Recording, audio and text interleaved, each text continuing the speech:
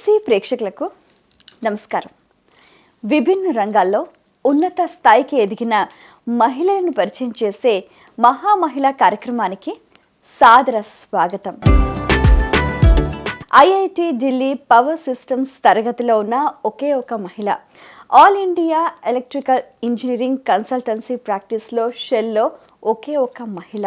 అలాగే మాస్టర్స్ బృందంలో కూడా ఒకే ఒక మహిళగా తన సత్తాను చాటడమే కాకుండా 2019 తెలంగాణలో టాప్ 5 మహిళా పారిశ్రామికవేత్తల్లో ఒకరిగా తనదైన శైలిలో ప్రత్యేకమైన ముద్రను వేయటమే కాకుండా Indian government ministry of Ayush certified yoga టీచర్గా, ఇలా ఒక విద్యార్థినిగా, ఒక ఉపాధ్యాయునిగా, ఒక మహిళగా, అలాగే ఒక ఉద్యోగిగా విభిన్న రంగాల్లో విశిష్ట సేవల్ని అందించడమే కాకుండా ఒక సంస్థను ఏర్పాటు చేసి ఒక సృజనాత్మకమైన వస్తువులను అందించడమే కాకుండా కాలుష్య రహిత సమాజాన్ని ఏర్పరచడమే ధ్యేయంగా ఆధ్యాత్మికంగా, సామాజికంగా, మానసికంగా ఒక సేవా దృక్పథంతో విజయవంతంగా ముందుకు సాగుతూ మరెంతో మందికి కూడా స్ఫూర్తినిస్తూ పేరుకు తగ్గట్టుగా తన జీవితాన్ని సార్థకం చేసుకుంటూ సాగిపోతున్నారు సెలిరైట్ సిస్టమ్స్ డైరెక్టర్ సృజన రఘుపాత్రని ఈరోజు మన మహామహిళ. వారితో మాట్లాడి మరిన్ని విషయాలు వారి మాటలో తెలుసుకుందాం. ఈనాటి కార్యక్రమాన్ని ప్రారంభిద్దాం. నమస్కారం అండి. నమస్కారం అండి. సృజన రఘుపాత్రని గారు, మీ బాల్యం, విద్యాభ్యాసం, మీ కుటుంబ నేపథ్యం గురించి తెలియచేయండి. నేను పుట్టింది శ్రీకాకుళం డిస్ట్రిక్ట్ టెక్కలి టౌన్లో అండి. స్మాల్ టౌన్ అది. మా తాతగారు ఆ టైంలోని శ్రీకాకుళం డిస్ట్రిక్ట్లో ఒక చిన్న గ్రామంలో తహసీల్దార్గా ఉండేవారు. సో అక్కడ పుట్టి నేను విశాఖపట్నంలో పెరిగాను. మా నాన్నగారి వైపు మా తాతగారు టీచర్ అండ్ మా అమ్మగారి వైపు తహసీల్దార్గా చేశారు. మా నాన్నమ్మ మా హోమ్ మేకర్సే. వాళ్ళు నుంచి కొంత ఇన్స్పిరేషన్ తీసుకున్నాను. అట్ ద సేమ్ టైం మా పేరెంట్స్ వచ్చి, మా father most of the time విశాఖపట్నంలో ఉండడంతో నా అప్బ్రింగింగ్ అంతా విశాఖపట్నంలో జరిగింది. మా ఫాదర్ ఇండియన్ డిఫెన్స్లో సివిల్ ఇంజనీర్, అసిస్టెంట్ గ్యారేజన్ ఇంజనీర్గా రిటైర్ అయ్యారు. సో ఆయన తర్వాత మా మదర్ వచ్చి హోమ్ మేకర్ అండ్ మా చెల్లి dentist. So she a doctor. సో ఇది మా క్లోజ్ నెట్ ఫ్యామిలీ అండి. యాజ్ ఐ వాజ్ గ్రోయింగ్, అంటే ఏదైతే నా అప్బ్రింగింగ్ ఉందో నేను చాలా ఇన్స్పిరేషన్ తీసుకున్నాను మా తాతగారి నుంచి. ఆయన నుంచి moral values, ethics and passion towards teaching, right? So that passion towards work అది నేర్చుకున్నాను. అండ్ మా నాన్నగారి నుంచి హార్డ్ వర్క్ నేర్చుకున్నాను. ఏదైతే some hard work is required because the work demands that, and some hard work is because you as a person bring that to the table, right? So మా నాన్నగారు ఆ హార్డ్ వర్క్ ఏదైతే ఉందో ఆయన స్వతహాగా చేసి చాలా ఉన్నతి సాధించారు. సో ఆయన నాకు ఇన్స్పిరేషన్. సో నేను ఫస్ట్ జాబ్ జాయిన్ అయినప్పుడు కూడా ఆయన నాకు చాలా వాల్యుబుల్ అడ్వైస్ ఇచ్చారు. So this is your first job, ఇది నీ కంపెనీ నీకు ఇస్తున్న బెనిఫిట్స్ ఇవి. సో నువ్వు డెఫినెట్లీ ఆల్వేస్ నువ్వు గుర్తుపెట్టుకోవాలి, కంపెనీకి దీనికి చాలా టైమ్స్ ఎక్కువ బెనిఫిట్ నువ్వు చేయాలి. You should give more to the company. అది ఆ advice I cherish a lot. Like ఆ ఫస్ట్ డే ఆయన చెప్పింది అంటే నార్మలీ ఎవరైనా ఏమనుకుంటాం, it's like this, you join a job. ఈవేళ I joined as a senior electrical engineer, రేపు నేను I should become like product head and అలా ఆలోచిస్తాం కెరియర్ జాయిన్ అయినప్పుడు. Generally I think parents also advice that నువ్వు ఈ స్టేజ్ నుంచి next లెవెల్కి ఫాస్ట్గా అవ్వాలి, అక్కడి నుంచి అక్కడికి వెళ్ళాలి, లేకపోతే నెక్స్ట్ 1 yearలో you should buy this or you should own this and all. నాకు చాలా సర్ప్రైజ్గా వచ్చింది మా నాన్నగారు చెప్పింది. ఫస్ట్ డే ఆఫ్ జాబ్ ఆయన చెప్పింది ఏంటంటే, కంపెనీ నీ గురించి ఇంత చేస్తుంది, these are your benefits, your salary is so much and other benefits వాళ్ళే అకామిడేషన్ తీసుకొని అకామిడేషన్లో పెట్టి food and all they everything is taken care of, everything the company is doing for you. So you have to see what you have to do. How అంటే వాళ్ళు ఇచ్చిన దానికి నువ్వు ఇంకా ఎన్నో టైమ్స్ ఎక్కువ వాళ్ళకి చేయాలి. So that is something I learned from him. And my mother, like very silently how she led everything. So వెనకుండి ఒక ఆర్గనైజేషన్ ముందే ఉండి, లేకపోతే ఫేస్ ఆఫ్ ద ఆర్గనైజేషన్ కాకుండా వెనక నుంచి కూడా ఎలా డ్రైవ్ చేయొచ్చు, ఎలా ఇన్స్పైర్ చేయొచ్చు, ఎలా how things can be done. And అది మా మదర్ నుంచి నేర్చుకున్నాను. And very supportive sister. As a child also I used to have lot of self doubts, right? So మా చెల్లి ఏమో, లేదక్క నువ్వు చేస్తావు, నువ్వు చెయ్యు, ఏ రోజు అవార్డు వస్తుందో, ఆ రోజు రివార్డ్ వస్తుందో, ఆ రోజు నేను జస్ట్ వింటాను, నాకు తెలుస్తుంది. కానీ మా చెల్లి అన్ని చోట్ల అందరికీ చెప్తుంది, మా అక్క ఇది చేసింది, మా అక్క ఇలాగ అయిపోయింది అని. అక్కడ నుంచి ఇంకో 10 మంది, అలా ఎంతమందికి అంటే నాకు సంబంధించిన వాళ్ళకి తెలియదు కానీ మా చెల్లి వాళ్ళ ఫ్రెండ్స్ అందరికీ తెలుస్తుంది. చాలా encouraging. And she always celebrating, she always there to celebrate. And తన సెలబ్రేషన్స్ అనమాట. నేను పర్సనల్గా ఏం ఎక్స్పీరియన్స్ చేశానో అంతకు మించి she experiences out of my success and out of what I do. And so it's a very supportive family right from my childhood. And ఇవి తాతగారు ఎడ్యుకేషన్ తర్వాత స్టడీస్కి చాలా ఇంపార్టెన్స్ ఇస్తారు. ఇప్పుడు కూడా లైక్ కాల్ చేసి అడుగుతారు, my daughter is 8 years old, ఆమె ఇంకా 4th standardలో ఉంది, అయినా తాతగారు కాల్ చేసి అడుగుతారు ఎలా చదువుతుంది పాప, ఎలా చదువుతుంది.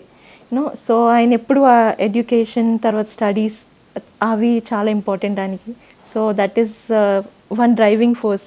ఎలక్ట్రికల్ ఇంజనీరింగ్ పూర్తి చేసిన వెంటనే సెల్యులాయిడ్ సిస్టమ్స్ని ప్రారంభించారండి. ఇంజనీరింగ్ వరకు విశాఖపట్నంలో చదివానండి. ఎలక్ట్రికల్ ఇంజనీరింగ్ బీటెక్ చేశాను గాయత్రి విద్యా పరిషత్ కాలేజ్ ఆఫ్ ఇంజనీరింగ్ నుంచి.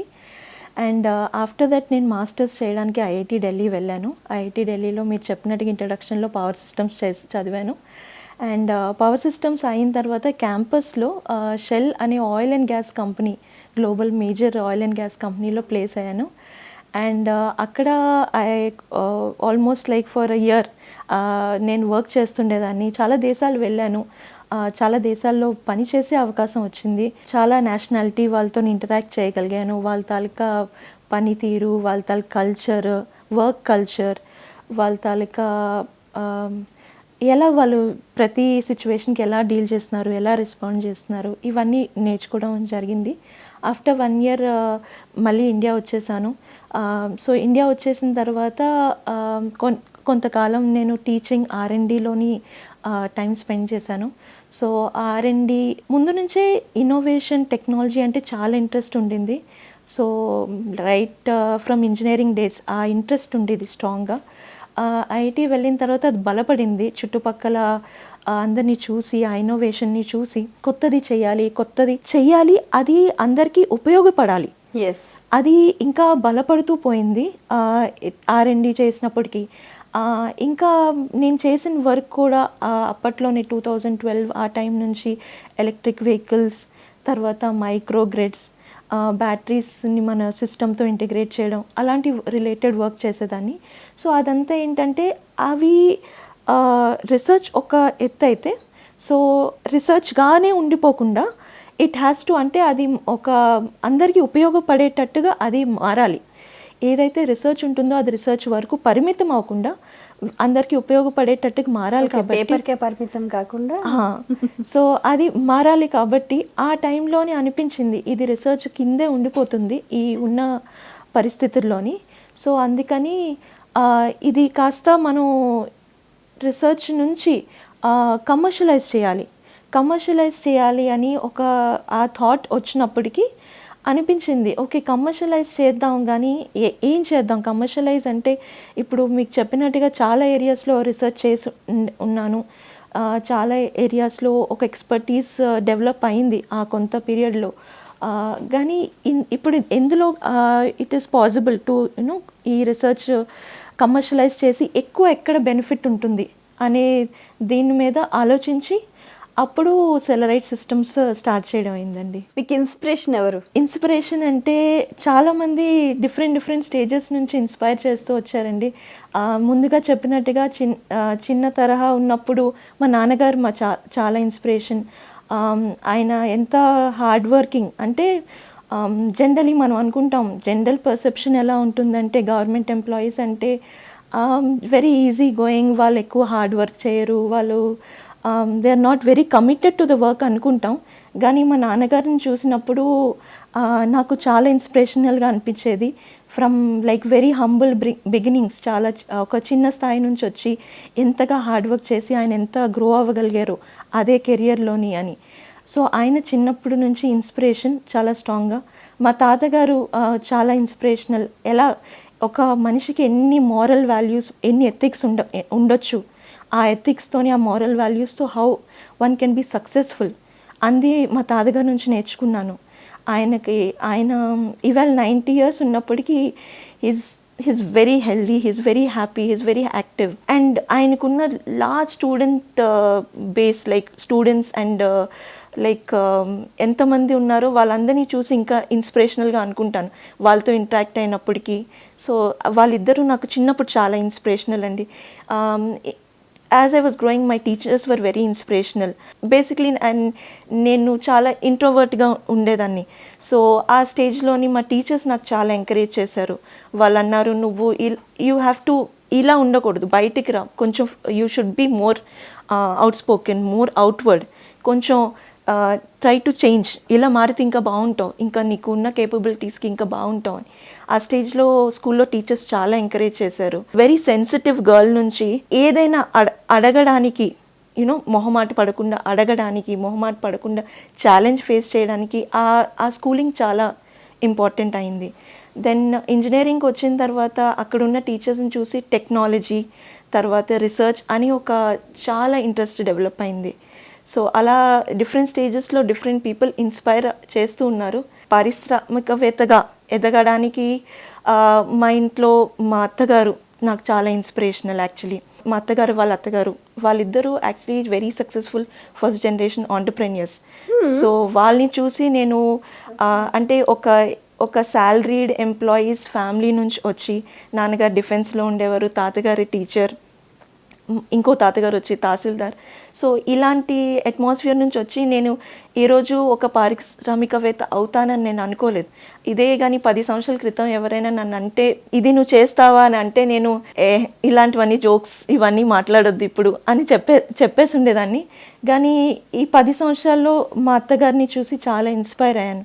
చాలా వరకు మా హస్బెండ్ సపోర్ట్ చేస్తారు. ఆయన ఒక స్టార్ట్ అయినప్పుడు ఈ బ్యాక్గ్రౌండ్ ఏదైతే family background and not having seen enough entrepreneurs, ఈ బ్యాక్గ్రౌండ్ నుంచి వచ్చినప్పటికీ చాలా సెల్ఫ్ డౌట్స్ ఉన్నాయండి. ఒక ఫ్యామిలీ లెగసీలో కంటిన్యూ అయ్యేది కొంచెం ఈజీ. అప్పటి వరకు చేసింది వేరు, ఇప్పుడు వేరే చేస్తాము అంటే, సో ఇట్స్ లైక్ మనిషికంటూ లోపల నుంచి ఆ కాన్ఫిడెన్స్ రావాలి. సో అది initially had lot of self doubts అనమాట. ఇది అవుతుందా, నేను చేయగలుగుతానా, టెక్నాలజీ అంటే ఓకే, R&D అంటే ఓకే, కానీ ఇది కమర్షియలైజ్ చేయడానికి ఇంకా మనకి చాలా స్కిల్ సెట్ కావాలి, అది నేను చేయగలుగుతానా అని ఆ సెల్ఫ్ డౌట్ పీరియడ్లోని మా హస్బెండ్ చాలా ఎంకరేజ్ చేశారు. నువ్వు చేయగలుగుతావు, యూ కెన్ డూ ఇట్, చూస్తున్నావు కదా, అమ్మని చూస్తున్నావు, నాన్నమ్మ చూస్తున్నావు, హౌ దే మేనేజ్, సో నువ్వు డెఫినెట్లీ చేయగలుగుతావు, ట్రై చేయి, we are always there to support you అని చెప్పి ఆయన చాలా ఎంకరేజ్ చేశారు. That is a kind of support, family నుంచి వచ్చిన సపోర్ట్ అది. ఇప్పుడు చాలామంది ఇప్పుడు అంటారు, లైక్ మీరు చాలా సాధించారు, మీరు చాలా చేశారు అని. ఇది చేయడం అంటే చాలా వరకు చాలా సపోర్ట్తో వచ్చిందండి. ఇది నా ఒక్కదాని ఎఫర్ట్ అని నేను అనుకోను, కాదు కూడా, ముమ్మాటికి కాదు. చాలా ఫ్యామిలీ సపోర్ట్ వచ్చింది. ఇంకా చాలా వరకు చాలా ఆర్గనైజేషన్స్ ముందుకు వచ్చే హెల్ప్ చేయడానికి. తెలంగాణ గవర్నమెంట్ స్పెషల్లీ వాళ్ళ తాలూకా ఉమెన్ ఆంటర్ప్రెన్యూర్షిప్ సెల్ ఏదైతే ఉందో, VHub, వాళ్ళు చాలా సహాయం చేశారు. సో వాళ్ళు మెంటరింగ్తో పాటు ఇప్పుడు బిజినెస్కి ఏవైతే ఫండింగ్ కావాలన్నా దాని గురించి అయినా వాళ్ళు చాలా ఎంకరేజ్ చేయడంతో పాటు హౌ టు డూ ఇట్ అంది వాళ్ళు టైం టు టైం ఎప్పుడు వెళ్ళి మనం అడిగినా కూడా definitely they help entrepreneurs, they do lot of hand holding, lot of support. So వాళ్ళ నుంచి చాలా సపోర్ట్ వచ్చింది. So the government also helped. So ఇప్పుడు నేను ముందు చెప్పినట్టుగా చాలా వాటి మీద రీసెర్చ్ చేసి ఉండింది. సో ఏది అంది దేంతోని మనం ఇంపాక్ట్ చేయగలం, మనం ఎక్కువ చేంజ్ తీసుకొని రాగలం, చుట్టుపక్కల మన సొసైటీలోనే అయి ఉండొచ్చు, తర్వాత మన జిల్లా స్థాయిలోని, రాష్ట్ర స్థాయిలోని, దేశం ఒక లెవెల్లోనైనా దేంట్లో మనం చేంజ్ తీసుకొని రాగలము అని ఆలోచించినప్పటికీ అవి ఒక టైం అంటే ఏది అయితే మనకి ఎక్కువ ఇన్ఫ్లుయెన్స్ చేయగలం అని ఒక థాట్ ఉండేది. సో 2017లోని ఒకసారి నేను విశాఖపట్నం వెళ్ళాను. పెరిగింది విశాఖపట్నంలోనే. మా నాన్నగారు మా అమ్మగారు ఇంకా విశాఖపట్నంలో ఉంటారు. మా తాతగారు మా నాన్నమ్మ మా చిన్నాన్న అందరూ విశాఖపట్నంలోనే ఉంటారు. సో అక్కడికి వెళ్ళినప్పటికీ ఒకసారి మా అమ్మగారు అన్నారు, నాకు ఇవి కావాలి ఇంటికి, నువ్వు వెళ్ళి తీసుకొనిరా. సరే ఏం చేద్దాం, సరే 2 వీలర్ ఉంది, 2 వీలర్లో వెళ్ళి తీసుకొనిరా, ఇవి కావాలి అని అన్నారు. అయితే సరే చెప్పారు కదా అని నేను 2 వీలర్లో స్టార్ట్ అయ్యి వెళ్తుండేదాన్ని. వెళ్తుంటే కొంత దూరం వెళ్ళాను. కొంత దూరం వెళ్ళిన తర్వాత ఒకసారికి ఇలాగా ఫేస్ రబ్ చేసుకుంటే ఫేస్ అంతా డర్ట్ తర్వాత స్టిక్కీగా అనిపించడం మొదలుపెట్టింది. సో అది దాంతో నాకు అర్థమైంది ఏంటంటే అది హై పొల్యూషన్ తాలూకా ఎఫెక్ట్ అని. సో ఎందుకు ఈ పొల్యూషన్ ఎక్కువ ఉంది అంటే అంటే ఒక 20 ఇయర్స్ వైజాగ్లో పెరిగినప్పటికీ ఇది ఎప్పుడు నేను ఎక్స్పీరియన్స్ చేయలేదు. 2006 ముందు నేను ఎక్స్పీరియన్స్ చేయలేదు. కానీ ఇప్పుడు ఎందుకు మనకి ఇంతగా అది పొల్యూషన్ తెలుస్తుంది, ఎందుకు పొల్యూషన్ పెరిగింది అనిపించింది.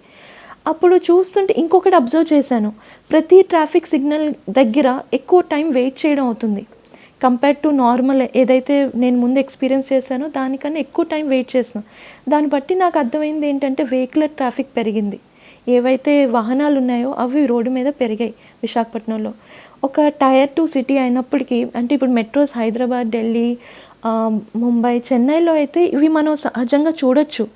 కానీ విశాఖపట్నంలో కూడా ఈ రకంగా పొల్యూషన్ పెరిగింది అంటే నాకు చాలా ఐ వాజ్ వెరీ అస్టానిష్డ్. ఇంకా హైదరాబాద్ ట్రాఫిక్ అయితే ఇంకా చెప్పక్కర్లేదేమో. అక్కడ చూసిన తర్వాత అమ్మో ఇంతగా ఇక్కడ కూడా ఇంత కాలుష్యం ఉంది ఏంటిది అనిపించింది.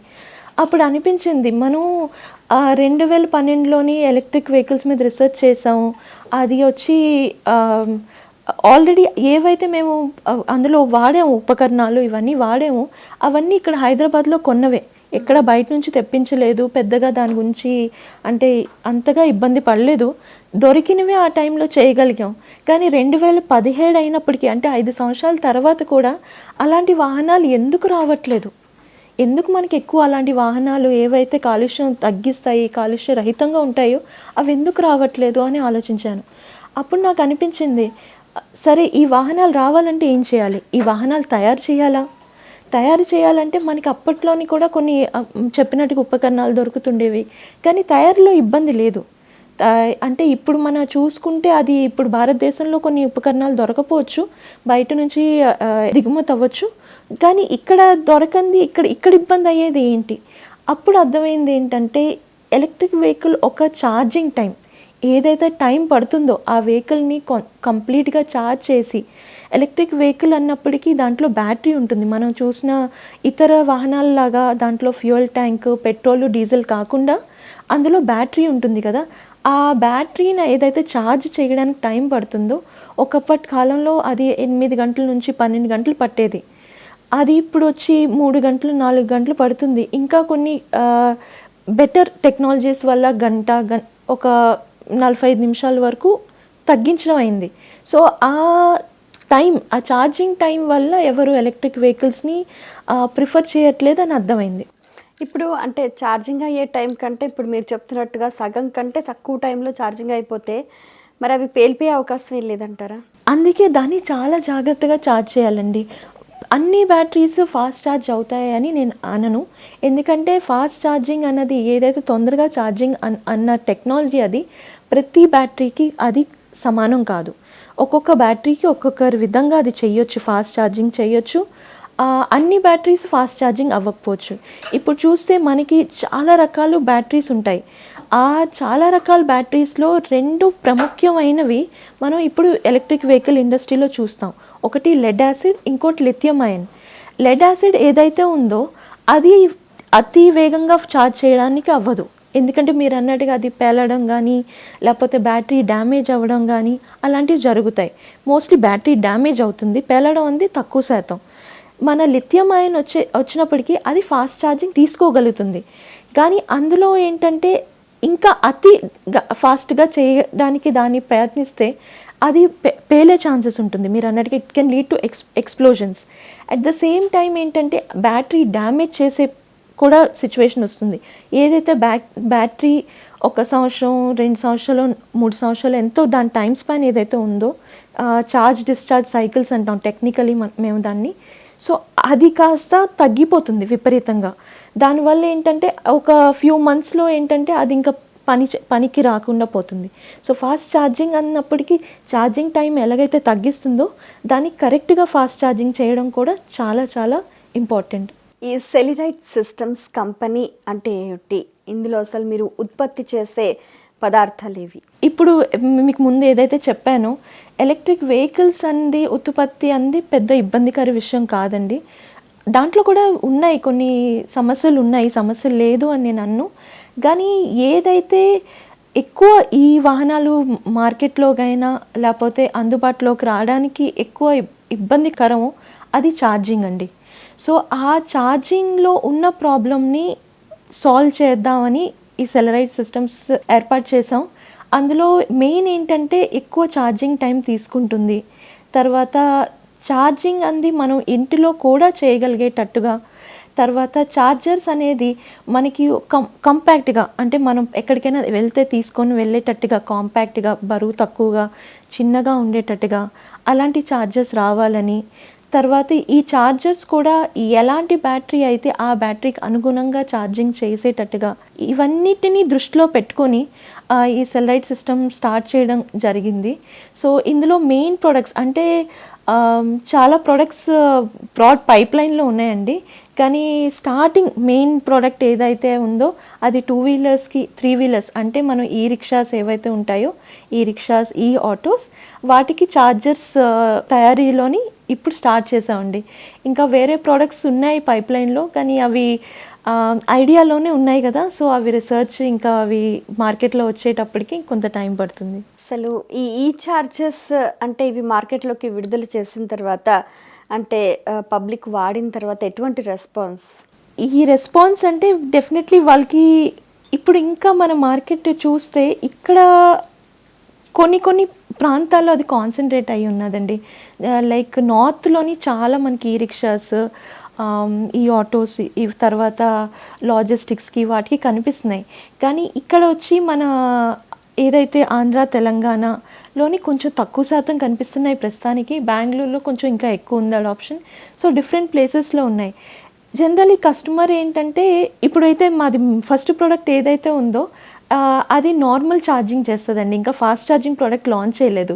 సో ఆ నార్మల్ ఛార్జింగ్ ప్రోడక్ట్ ఆ పోర్టబుల్ ఛార్జర్ ఏదైతే ఉందో ఎస్పెషలీ మేడ్ ఇన్ ఇండియా దానికి కస్టమర్ యాక్చువల్లీ సర్వీస్ అయినా సపోర్ట్ అయినా దాన్ని వాళ్ళు చాలా అప్రిషియేట్ చేస్తున్నారు. అప్పటి వరకు వేరే దేశాల నుంచి దిగుమతి చేసి వాడుతున్నారు. అవి వాటిలోని రిలయబిలిటీ ఇష్యూస్ ఏమంటే వాడే కొద్దీ పాడవడం, తర్వాత బ్యాటరీలు వేడెక్కడం, తర్వాత బ్యాటరీలను డ్యామేజ్ చేయడం, ఒక 6 నెలలు పనిచేయడం ఆగిపోవడం, ఇవన్నీ ఇష్యూస్ చూసిన కస్టమర్కి ఇప్పుడు మన దేశంలోనే తయారవుతుంది. తర్వాత ఏదైనా ప్రాబ్లం ఉంటే సర్వీస్కి సపోర్ట్కి they can come back to us. ఇవన్నీ వల్ల వాళ్ళకి ఇంకా కాన్ఫిడెన్స్ వస్తుంది. మనం ఎలక్ట్రిక్ వెహికల్స్ ఇంకా యూస్ చేయగలం, ఇంకా మనకి ఇట్స్ మోర్ కన్వీనియంట్ అని ఒక సిచ్యువేషన్కి కస్టమర్స్ వస్తున్నారండి. ఇంకా ఇతర ఉత్పత్తులు ఏమున్నాయి మీ సంస్థ తరఫు నుంచి? ముందుగా చెప్పినట్టుగా ఇంకా సెలరైట్ అన్నది స్టార్ట్ చేసింది ఛార్జర్స్ నుంచి అయినప్పటికీ ఏదైతే మా టెక్నాలజీ ఎక్స్పర్టీస్ ఉందో ముందుగా చేసింది, తర్వాత మా టీమ్ తాలూకు ఎక్స్పర్టీస్ ఉందో దాంతో ఏంటంటే మేము ఇంకా వేరే ప్రోడక్ట్స్ కూడా చూస్తున్నాం. అంటే ఒకటి ఛార్జర్స్లోనే బెటర్ ప్రొడక్ట్స్ లాంచ్ చేద్దామని ఒక పైప్ లైన్ ఉంది. ఇంకోటి వేరే ప్రోడక్ట్ లైన్స్ కూడా ఇప్పుడు చూస్తున్నాం. స్పెసిఫిక్లీ కోవిడ్కి సంబంధించిన ఏవైతే టెక్నాలజీస్ అవసరమో ఎక్విప్మెంట్ అవసరమో దాని మీద కూడా చూస్తున్నాం, దృష్టి పెట్టాం అనమాట. Like we are looking at it. And ఇంకా అంటే ఏది కమర్షియలైజ్ చేయలేదు, అంటే ఇట్స్ లైక్ ప్రోటోటైప్ R&Dలో ఉంది. సో దాని గురించి ఇంకా ప్రత్యేకంగా ఇప్పుడు చెప్పలేము, కానీ but they are other products also. Srujana గారు, మీరు అనేక దేశాలు తిరిగి వచ్చారు కదండి. మరి మన దేశానికి ఇతర దేశాలకు సంబంధించి వాహనాలు, ఈ వాహన కాలుష్యానికి సంబంధించి ఎలా ఉందంటారు పరిస్థితి? మన జనాభా సంఖ్య చాలా ఎక్కువ ఉంది వేరే దేశాలతో పోల్చుకుంటే. సో మనకి ఆ జనాభా సంఖ్య ఎక్కువైనప్పటికీ మనకు కావాల్సిన వాహనాలు మనం చూస్తే ఒక ఇంట్లో కనుక చూస్తే ఓ, ఒకటి పైగా కారు ఉంటుంది, అట్లీస్ట్ ఒక 2-3 టూ వీలర్స్ ఉంటాయి. సో ఇట్ ఈస్ లైక్ ఉన్న 2-3 కూడా చాలా వెహికల్స్ ఉంటాయి ఇంట్లోని. So that is one thing. And మనం చాలా అంటే చాలా ఎక్కువ పాపులేషన్ కదా, సో దానివల్ల చాలా వెహికల్స్ రోడ్ మీద ఉంటాయి. మనం ట్రాఫిక్ జామ్స్ చూస్తున్నామంటే అంత తగ్గ వెహికల్స్ ఉన్నాయి. సో దానివల్ల ఇట్ ఈస్ ఎక్స్పెక్టెడ్ దట్ మన దగ్గర ఎక్కువ పొల్యూషన్ ఉంటుంది డెఫినెట్గా. సో ఇట్ ఈస్ దాని ప్రభావంగా మనం చూస్తున్నాం ఢిల్లీలోని ఎంత క్రిటికల్ అయిపోయింది పొల్యూషన్స్. వాహన కాలుష్యం వల్ల వచ్చే ప్రాబ్లమ్స్ మనం ఢిల్లీ లాంటి ప్లేస్లో చాలా ఎక్స్ట్రీమ్ చూస్తున్నాం. ముంబైలో బెటర్, బట్ హైదరాబాద్లో కూడా చాలా సివియర్గా ఉంది. అంటే మేబీ నాట్ ఎట్ ఒక స్టేజ్ వచ్చిన తర్వాత అది మనం ఎక్స్పీరియన్స్ చేస్తాం. మనకి ఆ ఎక్స్పీరియన్స్ చేసే స్టేజ్లో హైదరాబాద్లో లేదు కానీ, బట్ ఢిల్లీ అలాంటి ప్లేసెస్లో ఆల్రెడీ ఎక్స్పీరియన్స్ చేస్తాం. అది వెళ్ళగానే మనకు తెలుస్తుంది ఎంత కాలుష్యం ఉంది మన చుట్టూరా అని. సో డెఫినెట్లీ ఇండియాలో ఎక్కువ ఉందండి అది.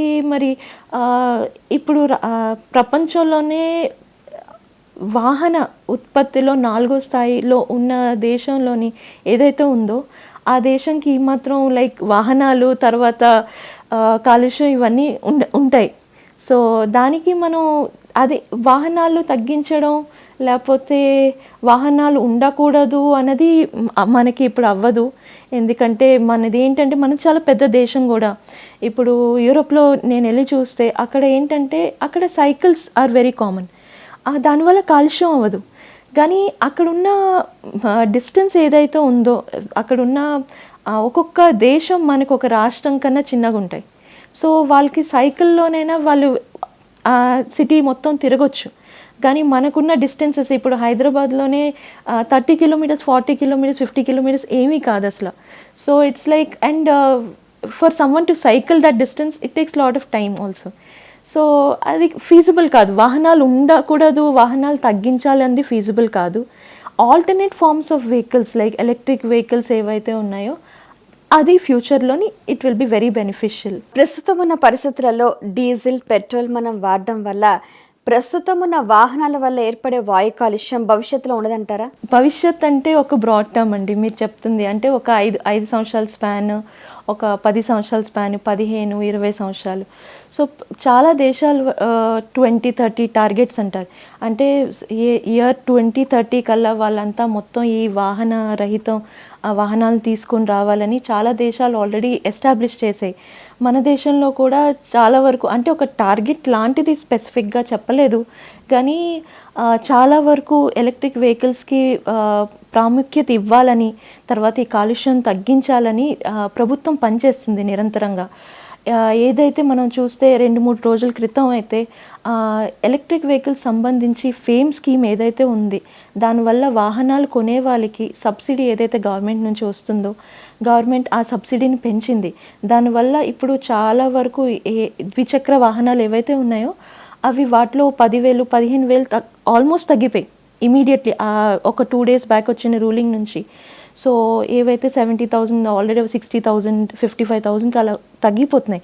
ఎందుకంటే గవర్నమెంట్ దాన్ని సబ్సిడైజ్ చేయడానికి యాక్టివ్లీ పార్టిసిపేట్ చేస్తుంది. అలాగా ప్రపంచం వ్యాప్తంగా చాలా ఏవైతే ప్రభుత్వాలు ఉన్నాయో దీన్ని చాలా వరకు దీన్ని పుష్ చేస్తున్నాయి.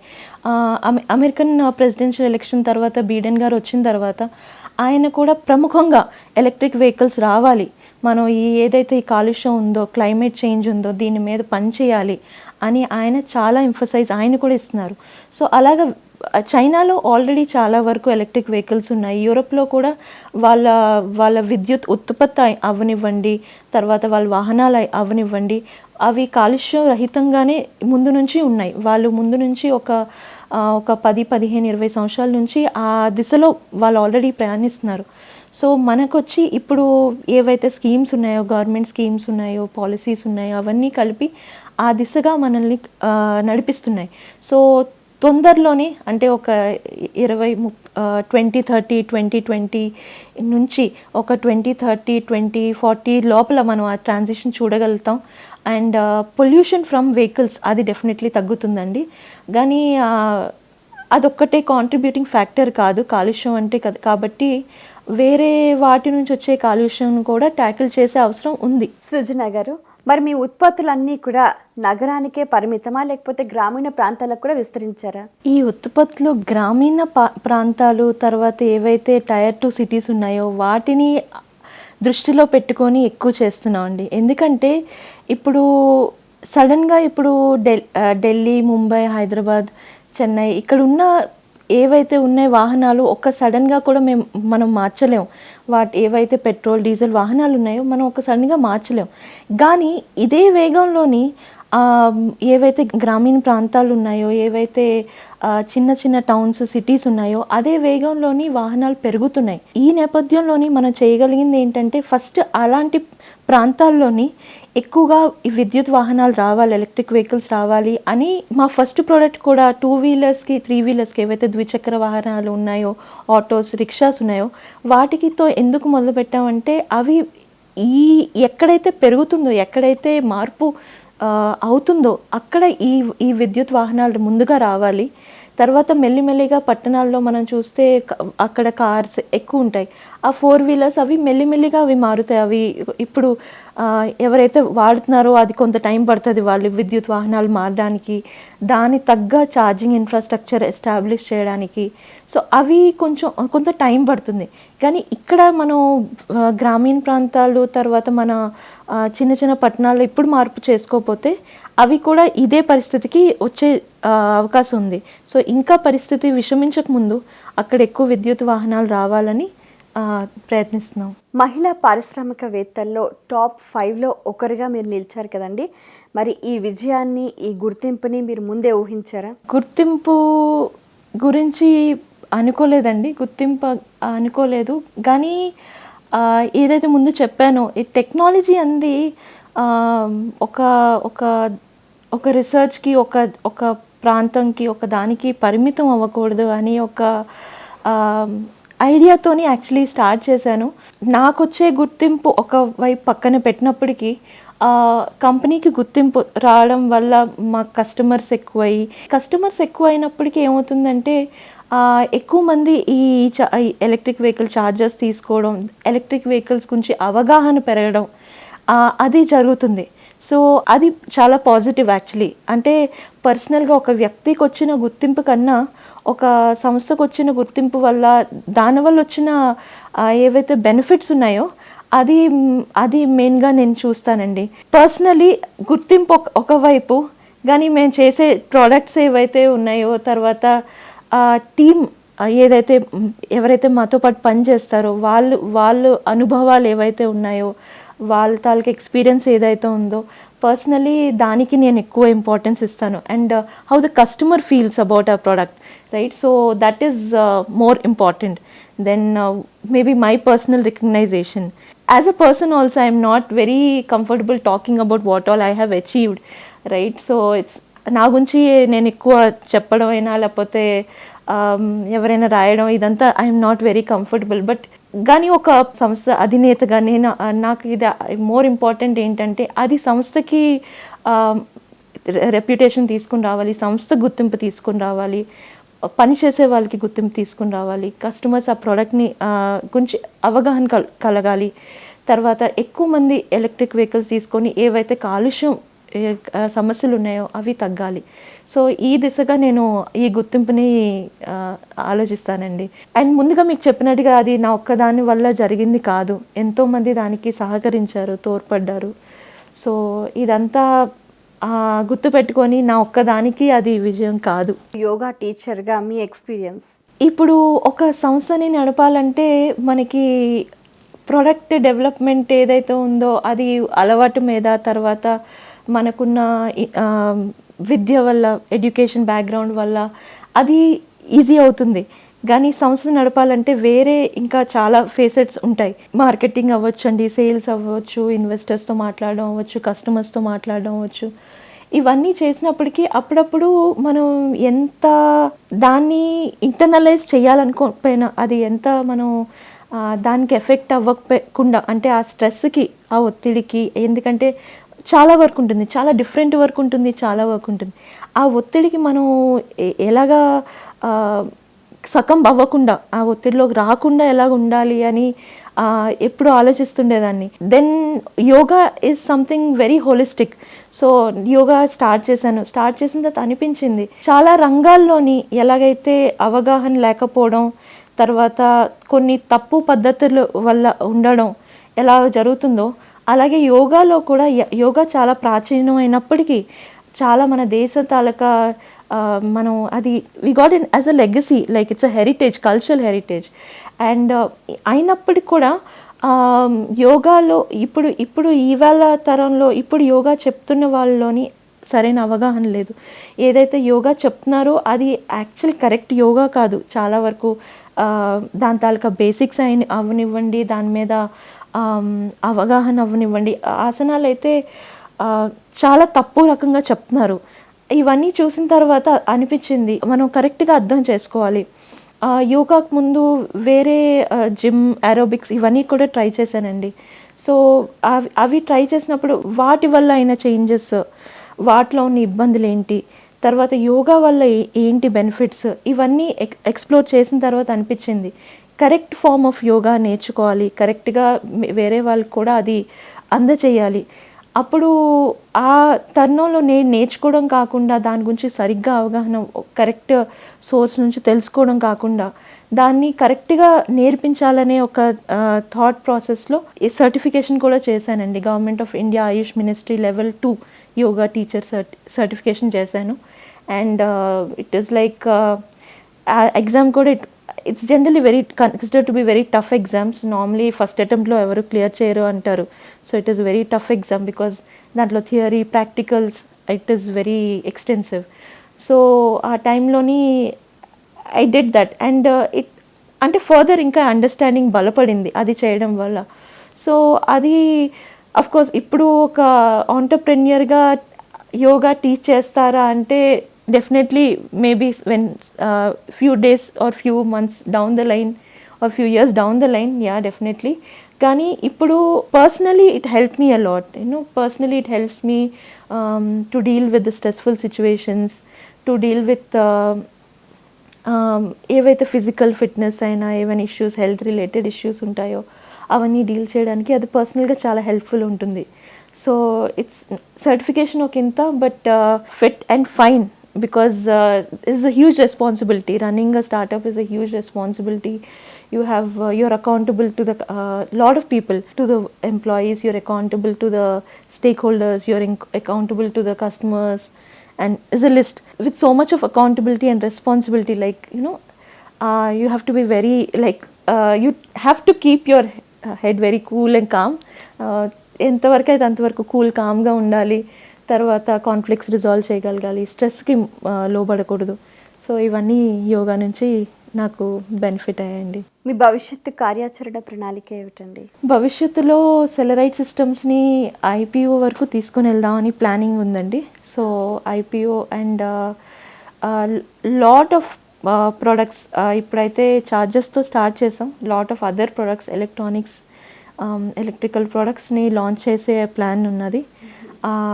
డిఫరెంట్ అది ఒక ఎలక్ట్రిక్ వెహికల్స్ రంగంకే కాకుండా వేరే రంగం ఏవైతే పవర్ సప్లైస్ ఉన్నాయో, తర్వాత ఆటోమేషన్ ఉందో, అలా డిఫరెంట్ వర్టికల్స్లో కూడా వర్క్ చేసే కెపబిలిటీ ఉంది. అది slowly as a company grows we want to take it there. So అది భవిష్యత్ కార్యాచరణ అంటే అది mostly it is that. Most importantly ఏంటంటే ఇప్పుడు మనం ఇండియాలో చూస్తే చాలా వరకు ఐటీ ఇండస్ట్రీ డెవలప్ అయింది. చాలా వరకు అందరు ఇంజనీర్స్ ఏవైతే కెమికల్ ఉంటారో, మెకానికల్ ఉంటారో, అన్ని రంగాల్లో ఉన్న వాళ్ళు కూడా, బయోమెడికల్ ఉన్న వాళ్ళు కూడా ఐటీలో they find jobs there. So అది నారాయణ మూర్తి గారి విజన్ అండ్ అజీం ప్రేమ్జీ గారి విజన్కి ఇన్ఫోసిస్, విప్రో, టీసీఎస్ అలాంటి కంపెనీస్ రావడం వల్ల ఇండియాకి ఐటీ రంగంలో ఒక పేరు ప్రఖ్యాత వచ్చింది. తర్వాత చాలామంది ఇంజనీర్స్కి అక్కడ ఉద్యోగ ఆపర్చునిటీస్ ఉన్నాయి, జాబ్ ఆపర్చునిటీస్ ఉన్నాయి. అదే సిచ్యువేషన్ మన దేశంలో ఎలక్ట్రానిక్స్ మ్యానుఫ్యాక్చరింగ్లోని రాగలగాలి. సో ఇప్పుడు చూస్తే చాలా ఇంజనీరింగ్ కాలేజెస్లోని ఎలక్ట్రికల్ బ్రాంచెస్ క్లోజ్ చేస్తున్నారు. ఎందుకంటే స్టూడెంట్స్కి ఆ రంగంలో ఉద్యోగాలు దొరకట్లేదు. చదివి కూడా తర్వాత ఐటీలో జాయిన్ అవుతున్నారు. ఎందుకు అలా చేయడం అని అందరూ ఫస్టే ఐటీ సిఎస్సిలో జాయిన్ అవ్వడం, దానివల్ల ఎలక్ట్రికల్ ఇంజనీర్స్ అలాగా కోర్ ఏవైతే ఉన్నాయో వాటిలోని స్టూడెంట్స్ తక్కువ అవుతున్నారు. కానీ మనకి ఏదైతే మన రిక్వైర్మెంట్స్ ఉన్నాయో, మనకి ఎలక్ట్రానిక్ కాంపోనెంట్స్, ఒక చిన్న సెల్ ఫోన్ నుంచి ప్రతిదీ మనం ఎలక్ట్రానిక్స్ యూజ్ చేస్తున్నాం. ఇప్పుడు ఇంట్లో కూడా చాలా చాలా ఉపకరణాలు వస్తున్నాయి.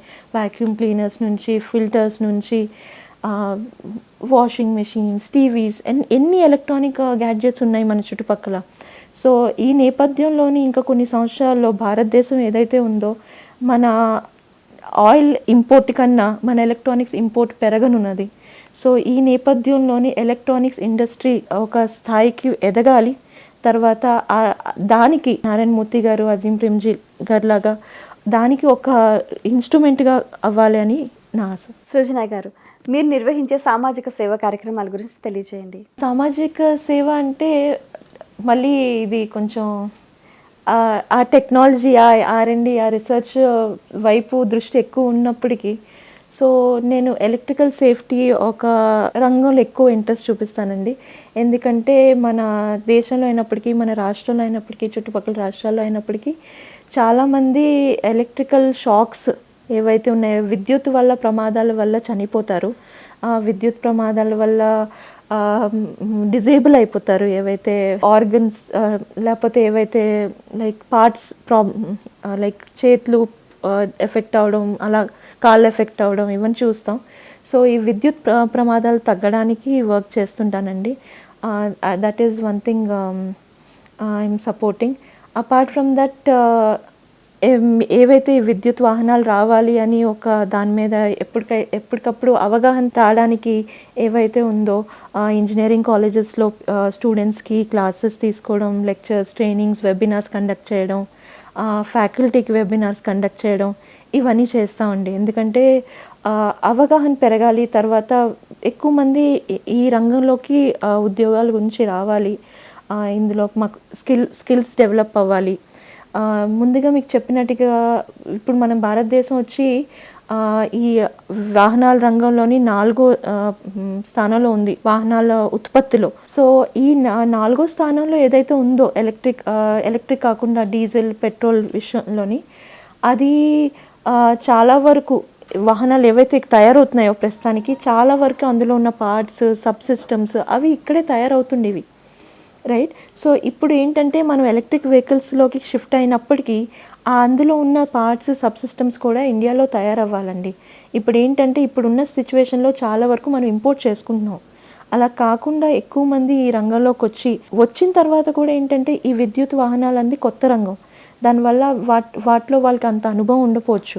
సో వాళ్ళకి అనుభవం, అవగాహన తయారు చేయాలి. సో ఆ దిశలో కూడా కొంచెం పని చేస్తాం. అదొకటి. తర్వాత సేఫ్టీ, దాని గురించి ఎలక్ట్రికల్ సేఫ్టీ గురించి చేస్తాను. తర్వాత of course yoga and yoga related activities, more like a holistic living ఏదైతే ఉందో దాని గురించి ఎక్కువ ట్రై చేస్తాను. అలాంటి ఇనిషియేటివ్స్ సపోర్ట్ చేయడానికి ఇవేనండి మోస్ట్లీ. ఇది ఆధ్యాత్మికంగా కొన్ని చేస్తాను. ఈ ఎలక్ట్రికల్ రంగంలో ఇంకా కొత్త ఉత్పత్తులు ఏవైనా తీసుకురావాలి అని ఒక సంకల్పంతో మీరు ముందుకు సాగుతున్నారు. ఎవరైనా మహిళలు ఈ రంగంలోకి ప్రవేశించాలని అనుకుంటే వారికి మీరిచ్చే ప్రేరణ? ఎలక్ట్రిక్ వెహికల్స్ అని కాదండి, ఏ రంగంలో కూడా అంటే ఒక ఆంటర్ప్రెన్యూర్ అవ్వాలి, మనగా స్టార్ట్ చేయాలి, లేకపోతే మనకున్న ఒక టాలెంట్ని యూజ్ చేసి అది అందరికీ ఉపయోగపడేటట్టుగా ఒక సంస్థని ఏర్పాటు చేయాలి అని చాలామంది మహిళలకి ఉండొచ్చండి ఆ ఆలోచన. అయితే ఒకటి సపోర్ట్, ఫ్యామిలీ నుంచి సపోర్ట్ ఉండదు చాలా సిచ్యువేషన్స్లోని. కానీ మనం ఈ మొత్తం జర్నీ ఏదైతే చూస్తామో ఒక్కొక్క ఆంటర్ప్రెన్యూర్కి ఒక్కొక్క ఛాలెంజ్ ఉంటుందండి. సో కొందరికి అది ఫ్యామిలీ సపోర్ట్ లేకపోవచ్చు, కొంతమందికి అది ఫస్ట్ జనరేషన్ ఆంటర్ప్రెన్యూర్ అవ్వడం వల్ల కావచ్చు, కొంతమందికి లొకేషన్ అంటే హైదరాబాద్ లాంటి ప్లేస్లో డిసడ్వాంటేజ్ కావచ్చు. అంటే ఇప్పుడు బెంగళూరు లేకపోతే ఢిల్లీ, ముంబైలో ఉంటే అది బెటర్ అయి ఉండొచ్చు. అలాగా వేరే ఛాలెంజెస్ వస్తాయండి. కానీ ఒక మహిళ అవ్వడం వల్ల మనం చెయ్యలేము అంది అనుకోకూడదు. ఎప్పుడైతే మనం ఒక సంస్థ స్థాపిస్తామో, మనకి మనం చేయాలని మనకు ఒక ఉద్దేశం ఉందో, ఒక higher goal, we have a higher goal, right? So అది ఏర్పడిన తర్వాత మనం ఒక మహిళ మనం చేయలేము లేకపోతే చేయగలుగుతాము అని తర్వాత ఆ self consciousness, over consciousness is not very good. So ఎప్పుడైనా మనం చేసిన దిస్ ఇస్ వాట్, ఇది మనం చేయడం వల్ల ఇంతమందికి బెనిఫిట్ అవుతుంది, మనకి బెనిఫిట్ అవుతుంది, సో ఇది మనం చేద్దాం అనుకున్నప్పటి నుంచి ఇంకా దాని మీద ఫోకస్డ్గా పనిచేయాలి. అండ్ చాలామంది హెల్ప్ చేస్తారండి. ఎంత ఛాలెంజెస్ వస్తాయో అంతవరకు మనకి సపోర్ట్ కూడా వస్తుంది. దే ఆర్ లైక్ చాలా ఫ్రెండ్లీ ఆర్గనైజేషన్స్ ఉన్నాయి. గవర్నమెంట్ ఆఫ్ తెలంగాణ వీ హబ్ ఆర్గనైజేషన్, అలా చాలా ఆర్గనైజేషన్స్ ఉన్నాయి. So in my case they help me a lot. So అలాగా సపోర్ట్ చేసే, హెల్ప్ చేసే వాళ్ళు కూడా వస్తారు. మహిళ అనుకోవడం ఒక డిసడ్వాంటేజ్ అనుకోవడం ఫస్ట్ తప్పు. రెండోది ఏంటంటే మన కేపబిలిటీస్ని మనం అండర్ ఎస్టిమేట్ చేయడం అనేది చాలా తప్పు. ఎందుకంటే ఇప్పుడు మేము హైరింగ్ చేసుకున్నాం అనుకోండి, మనం జాబ్ డిస్క్రిప్షన్ ఇస్తాం. జాబ్ డిస్క్రిప్షన్ ఇస్తే జనరలీ ఏంటంటే అందులో కొన్ని ఉంటాయి, ఇది ఇది ఇది ఇది అని. సో అఫ్కోర్స్ నేను హైర్ చేసుకుంటున్నాను కాబట్టి నాకు అవన్నీ కావాలి. ఆబ్వియస్లీ ఇవన్నీ ఉండే మనిషి నాకు ఐడియల్ క్యాండిడేట్, రైట్? కానీ ఒక మనిషిలో అవన్నీ ఉండకపోవచ్చు. ఆ క్వాలిటీస్ అన్నీ, ఆ స్కిల్ సెట్స్ అన్నీ ఒక మనిషిలో ఉండకపోవచ్చు. అదే జాబ్ డిస్క్రిప్షన్ ఒక ఫీమేల్కి వెళ్తే జనరల్లీ ఒక మ్యాన్ ఎలా ఆలోచిస్తారంటే, సరే ఇందులోని మనకి 60%, 80%, 70%, 50% మన దగ్గర స్కిల్స్ ఉన్నాయి, సో లెట్ us అప్లై. అదే లేడీస్ వర్క్ వచ్చినప్పటికీ ఏంటంటే మన దగ్గర లేనిది ఆలోచిస్తాం. ఎంట్రీ లెవెల్ మనం చూస్తే ladies or girls generally are very studious, very hard working and all, general statistics wise. So వాళ్ళ దగ్గర ఆల్రెడీ 60-70% షూర్గా ఉంటుంది, ఎందుకంటే వాళ్ళు academically they must have done really well. ఆ 40% ఏది ఉందో ఆ 40% మీదే కాన్సన్ట్రేట్ చేస్తుంటారు. ఆ 40% మీదే ఇంకా ఓకే మన దగ్గర ఇది లేదు కదా, ఎందుకు అప్లై చేయడం అని అప్లై కూడా చేయరు. So it's like that. So అలాంటి సెల్ఫ్ డౌట్స్ ఉండకూడదండి. That is not something we should do. They will be personal challenges like balancing home and work, అవి ఉంటాయి. నేను ఎలా దాన్ని వ్యూ చేస్తానంటేనండి, ఇప్పుడు నేను ఒక ఆర్గనైజేషన్ రన్ చేస్తాను. So I have employees at different levels. I deal with customers, I deal with different people. So how I deal with that, they are different projects. ఇదొక ప్రాజెక్ట్, అదొక ప్రాజెక్ట్, అలా different projects మీద work చేస్తాం. Same way home is also like a project, so it's like ఇవి ఎలాగ effectively manage చేస్తాం, హోమ్ని అలా manage చేస్తాం ఎఫెక్టివ్గా. సేమ్ వే హోమ్ని ఎలాగ ఎఫెక్టివ్గా మేనేజ్ చేస్తాం. If someone is a home maker అంటే they have been really well managing home, because managing home is not by any way any less task. It's very, very challenging. Sometimes I feel it's more challenging than the challenges that come at workplace. So it's very, very challenging. So if you have been a very successful homemaker, more likely that you'll be very successful entrepreneur also. There's like don't have to have that అంటే self doubts అవసరం లేదు. ఎందుకంటే మనకు తెలియకుండా మనం చాలా negotiation skills అవనివ్వండి, right from bargaining with the vegetable vendor, negotiation skills అవనివ్వండి, తర్వాత ప్రయారిటైజింగ్, టైం మేనేజ్మెంట్, ఇవన్నీ కాన్షియస్గా డెవలప్ అవుతాయి. సో బికాజ్ ఎన్ని టాస్క్ చేస్తుంటాం, ఎన్ని జగులు చేస్తుంటాం, రైట్? సో ఆ క్వాలిటీస్ ఆల్రెడీ ఉంటాయి, అవి వర్క్ ప్లేస్కి తీసుకుని వస్తారు. ఎవరైతే హోమ్ మేకర్ నుంచి ఆంటర్ప్రెన్యూర్ అవుతారో they will bring it to workplace. If you're an employee and you're trying to come to workplace, already as an employee you must have balanced work, you must have balanced home. So our skill sets, our balance you have to bring to your entrepreneurship. Ala wherever you are, you can become an entrepreneur, just that you should have your clear cut goal and you should have focus, belief. Mostly ఎందుకు నేను ఇది చేస్తున్నాను, that should be very clear. అది clear ఉన్నప్పటికీ అది మనకి that will drive us further to achieve what we want to do. చాలా సంతోషం అండి, మీ సమయాన్ని కేటాయించి ఎన్నో విషయాలను వివరంగా మా అందరితోటి షేర్ చేసుకున్నందుకు ధన్యవాదాలు. Thank you. వీక్షించారు కదండి, ఇది ఇవాల్టి మన మహిళ తలుచుకుంటే సాధించలేనిది ఏదీ లేదు అన్నట్టుగా నిరూపించారు. సృజన గారు. అలాగే ప్రతి రంగంలో కూడా తనకంటూ ఒక ప్రత్యేకమైన ముద్రను వేసుకుంటూ ముందుకు సాగారు. సృజన గారు మరెంతో మందికి స్ఫూర్తిగా నిలుస్తారని ఆశిస్తూ, మరెంతో మంది కూడా ఇలాంటి వినూత్నమైన రంగాల్లో ప్రవేశించి ప్రతిభను చాటుతారని ఆశిస్తున్నాం. ఇది ఇవాళ మన కార్యక్రమం. మరో కార్యక్రమంలో మళ్ళీ కలుసుకుందాం. అంతవరకు సెలవు. నమస్కారం.